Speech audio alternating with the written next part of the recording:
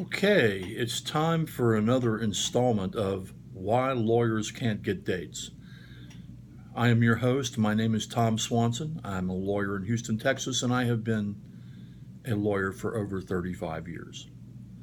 Today, we're going to introduce you to a word. If you already know the word and know what it means, you probably are going to have difficulty getting a date. The word is called prurient. Got that? Let's say it again. Prurient. Prurient. Yeah.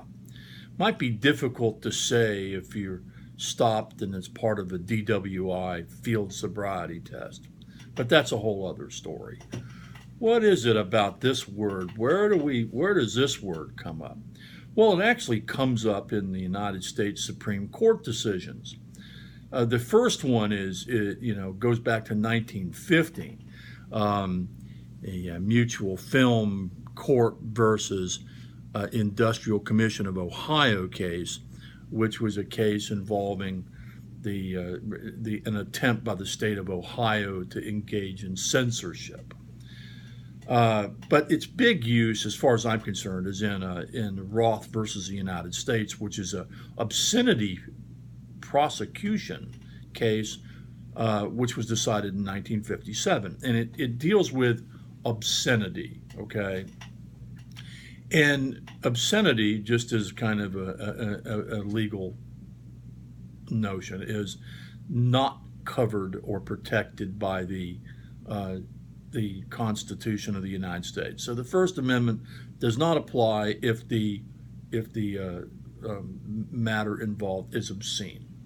So, in the Roth case, there was parties accused of or convicted of violating, amongst other things, a federal obscenity statute. They were sending out various types of materials that were indicated to be obscene. Okay, and obscene material, it was defined as material which deals with sex in a manner appealing to prurient interest. How about that? Yeah. So sex materials that do not appeal to prurient interests, I guess, is legal. So what are we talking about here? Any idea? I had to read this stuff hard to get a handle on this. But basically, here's what it is. If sex is an integral part of these obscenity cases, but basically, if the sex material involves scientific matters, such as a nude body in a medical book, or personal organs, things like that in a medical book, that is not supposed to appeal to prurient interest. Therefore, it is a scientific matter. It is not obscene. Likewise, okay, if it's a matter of art, in other words, God only knows how that's defined. I heard it defined one time by a lawyer as anything that he couldn't do, or that was art. But bottom line is that they're talking about these artistic statues, with the guys with their ding-dongs hanging out in public.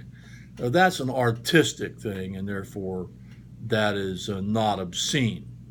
Okie dokie.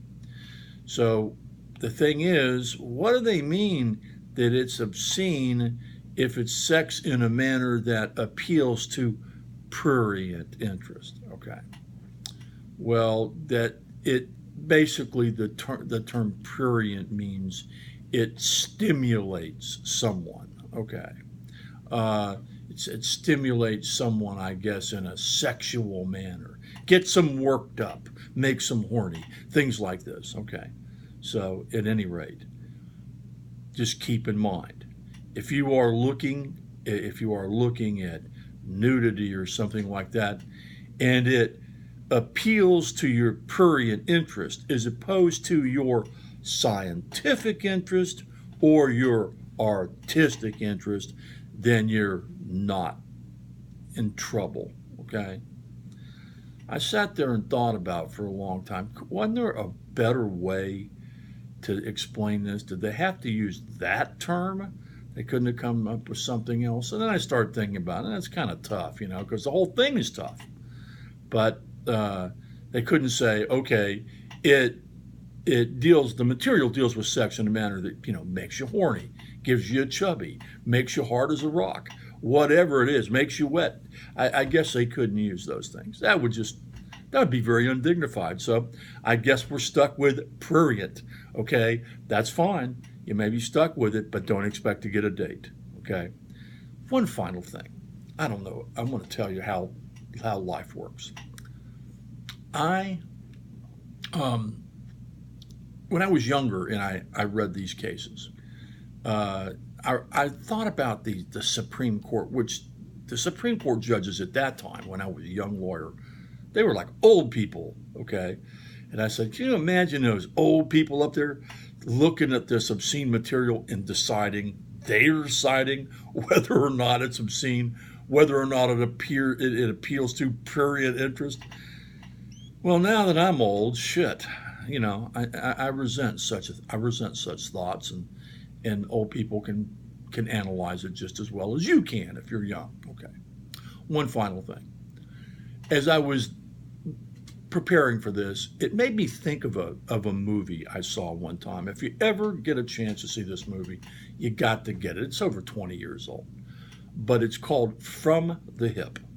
Okay, with Judd Nelson is the main lead.